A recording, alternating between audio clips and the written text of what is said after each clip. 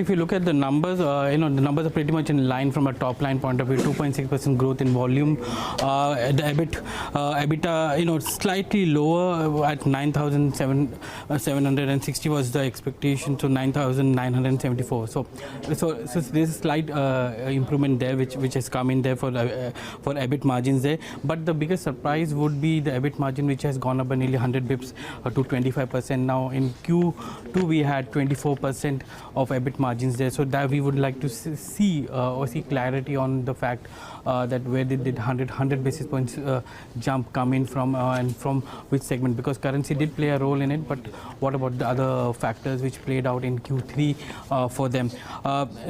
TCS has started giving only year-on-year numbers, so from a year-on-year number perspective is 6.8% growth coming in revenues on a constant currency basis, which is there.